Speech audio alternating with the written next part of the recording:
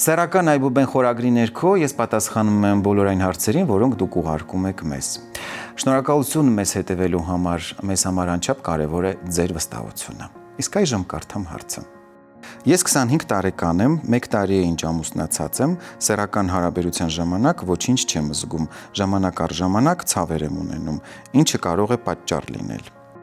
Այս տեսակ գանգատները հաճախ են հնչում հատկապես այն դեպքում, երբ զույգը նոր է սկսում ապրել սեռական կյանքով։ Կանանց պարագայում առավել եւս օրգազմը ժամանակ է պահանջում հասունանալու համար եւ 1 տարվա ընթացքում հաճախ այն դեռևս արթնացած չի լինում եւ կանայք հաճախ են գանգատվում օրգազմի բացակայությունից։ Նման դեպքերում խիստ անհանգստանալու կարիք չկա, քանի որ սա ժամանակավոր բնույթ է կրում եւ սեռական փորձառությանը զուգահեռ օրգազմը աստիճանաբար կարթնանա։ Իհարկե պետք է ես նշեմ, որ խոսքը հեշտոցային օրգազմի մասին է, որովհետև կանայք ունեն նաև ծլիկային օրգազմ։ Շատ դեպքերում ամուսնական զույգերը գանգատվում են այն առումով, որ հարաբերության ժամանակ կինը օրգազմի չի հասնում, ամուսինը այս դեպքում մտահոգվում է եւ երբեմն նույնիսկ ամուսնու մոտ կարող են նկատվել սեռական գանգատներ։ Իհարկե, ինչպես մենք նշել ենք մեր նախորդ թողարկումներում, սեռական ֆունկցիան միակն է օրգանիզմում, որը զույգային է, եւ եթե այս դեպքում կինը ունի գանգատ, հետեւաբար ժամանակի ընթացքում ամուսնու մոտ նույնպես կարող են նկատվել գանգատներ։ Այս խնդիրը լուծելու համար պետք է իհարկե համակարգային լուծում ցուցաբերել եւ զույգի հետ աշխատել միաժամանակ, այսինքն կնոջ օրգազմը կարգավորելու համար պետք է բացատրել, որ օրգազմը ժամանակի ընթացքում արդեն կարթնանա եւ մինչ հեշտոցային օրգազմի արթնանալը զույգը կարող է կիրառել ծլիկային օրգազմը։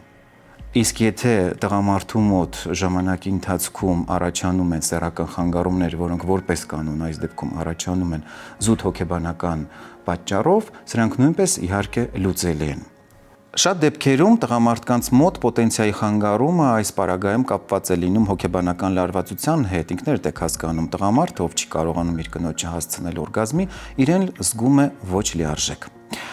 Գանգատներին ավելանում է նաև վաղաժամ սերմնաժայթքումը եւ տղամարդիկ նման դեպքերում գանգատվում են թե պոտենցիայի խանգարումից, թե վաղաժամ սերմնաժայթքումից։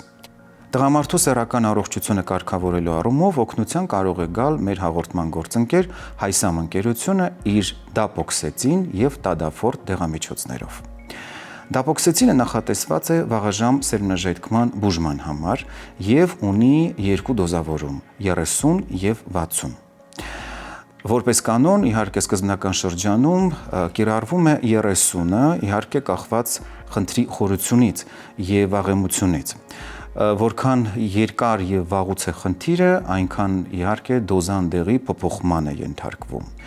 Դապոքսեցինը ի տարբերություն այլ պրեպարատների ունի մի քանի առավելություններ։ Նախ ապահովում է սեռական ակտի տևողության բավականին արտահայտված երկարաձգում։ Տղամարդիկ հաճախ հենց իրենք են նշում, որ հենց սկզբնական շրջանում, երբ արդեն սկսում են ընդունել դեղամիջոցը, սեռական ակտի տևողությունը զգալիորեն երկարում է։ Իհարկե, դեղամիջոցը պետք է նշանակի բժիշկը համապատասխան հետազոտություններ անցկացնելուց եւ ախտորոշում դնելուց հետո։ Բացի այդ, դեղամիջոցը օգտագործվում է միայն այն դեպքում, երբ տղամարդը վարում է ռեգուլյար սեռական կյանք։ Դա շատ կարևոր է, որովհետև ոչ ռեգուլյար սեռական կյանքը ինքնին արդեն պատճառ է վաղաժամ սերմնաժայթքման համար։ Պետք է հիշել, որ դեղամիջոցը պետք է օգտագործել նախատեսված հարաբերությունից առնվազն 1-ից 2 ժամ առաջ, որպեսզի դեղամիջոցը հասցնի դրսևորել իր ազդեցությունը։ Իսկ տղամարդու սեռական պոտենցիան կարգավորելու համար հիմնական բուժմանը կարող է միանալ նաև տադաֆորտ դեղամիջոցը, որը նույնպես ունի 2 դոզավորում՝ 5 եւ 20 միլիգրամ։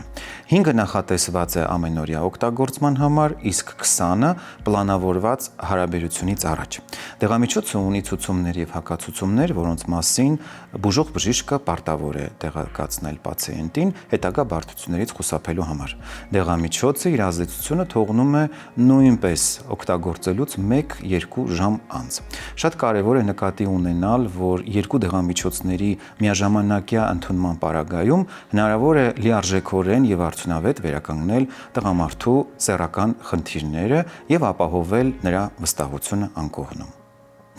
Մի բան ակնհայտ է, ձեր դեպքում օրգազմը շտկելի է, պետք է զինվել համբերությամբ, հասկանալ, որ դուք ընդամենը 1 տարի է, որ սկսել եք ապրել սեռական կյանքով, հեշտոցային օրգազմը դեռ չի հասունացել, իսկ ձեր կողակցի սեռական խնդիրները լիովին լուծելի են։ Եղեք առողջ։ Այսօրվա գիշերային զրույցն ավարտվեց։ Գտեք մեզ ամեն ուրբաթ ATV եթերում։